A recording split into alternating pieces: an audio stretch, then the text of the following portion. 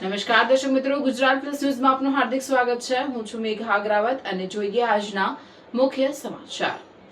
વડોદરા ગ્રામ્ય પોલીસે ભાયલીના પ્રિયા સિનેમા 4 રસ્તા પાસે આવેલા આરના 48 ફ્લેટમાં થયેલા ફાયરિંગ કેસનો ગણતરીના કલાકોમાં ભેદ ઉકેલી મુખ્ય આરોપીની ધરપકડ કરી છે।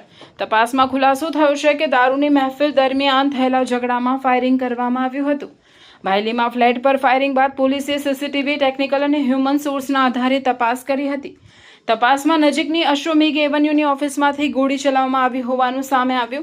પોલીસે મેહુલ મહેન્દ્રભાઈ ગઢવીને ફાયરિંગ કરનાર તરીકે ઝડપી પાડ્યો છે, જ્યારે મહેફિલમાં હાજર શક્તિસિંહ વનરાજસિંહ રાણા, સંજયભાઈ રમેશચંદ્ર દવે, વિજયકુમાર ચંદુલાલ ભારવાડી, દીપક શંભુનાથ ઝા અને ઇન્દ્રજીતસિંહ અનુપસિંહ વાઘેલા સામે પણ દારૂની મહેફિલ અને અન્ય ગુનાઓ હેઠળ કાર્યવાહી કરવામાં આવી છે।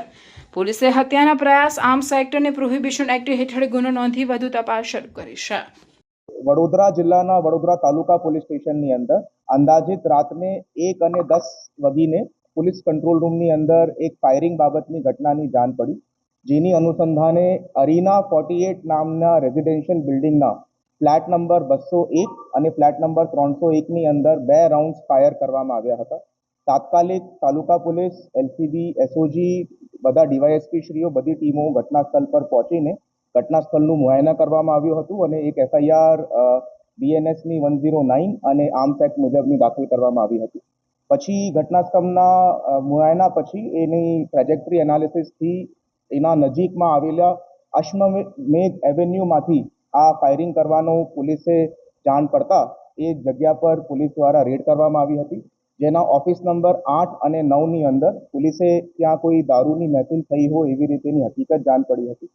એના અનુસંધાનમાં સીસીટીવી ફૂટેજ, ટેકનિકલ સોર્સિસ અને હ્યુમન ઇન્ટેલિજન્સથી પોલીસે આ ગુનાનો ભેદ ઉકેલ્યો છે અને ટોટલ 6 અક્યુઝની ધરપકડ કરવામાં આવી છે, જેની અંદર છે શક્તિસિંહ વનરાજસિંહ રાણા, મેહુલ મહેન્દ્ર ગઢવી, સંજય રમેશચંદ્ર દવે, વિજયકુમાર ચંદુલાલ ભરવાની, દીપક શંભુનાથ ઝા, ઇન્દ્રજીત અનિરુદ્ધસિંહ વાઘેલા।